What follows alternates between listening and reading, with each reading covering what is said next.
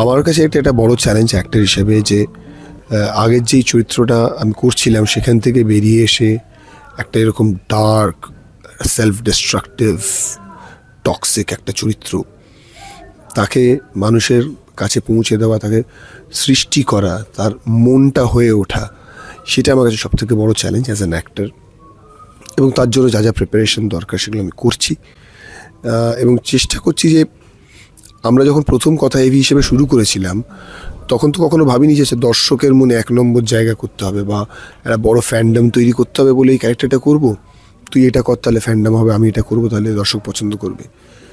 আমরা করেছিলাম চরিত্রটাকে জাস্টিফাই করার জন্য, যে এই চরিত্রটা যদি আমি হতাম তাহলে কি করতাম, সেটা মানুষের পছন্দ হয়ে গেছে। এবার এই চরিত্রটার ক্ষেত্রেও কিন্তু আমাদের অ্যাপ্রোচটা সেমই থাকবে, যেখানে আমরা চেষ্টা করবো যে চরিত্রগুলোকে 100% জাস্টিফাই করানোর, এমন এমন জিনিস করা যেটা হয়তো পুরনো এভির মধ্যে যেই ট্রেডসগুলো ছিল না। তো সেগুলো লুক থেকে শুরু হয়েছে, যে আগের এভির লুকটা সম্পূর্ণ দুমড়ে মুচড়ে ভেঙে একটা অন্য এভি, এই এভি না পাওয়ার, হারানোর, রিগ্রেটের আগুনে জ্বলে পুড়ে তৈরি হয়েছে এই এভি।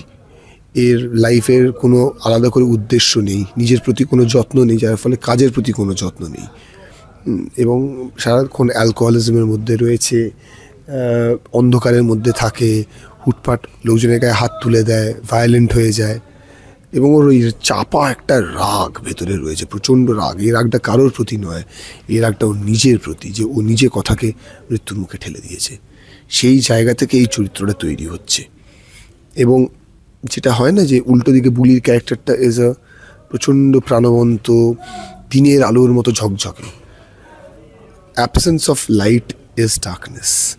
তো কোথাও একটা ওর ওই আলোটাই হয়তো এসে এই জীবনের এই অন্ধকারটাকে দূর করতে পারবে, এবং সেইখান থেকেই আর কি আমরা চেষ্টা করবো যে এই প্রেমটাকে সার্থকতা দেওয়ার।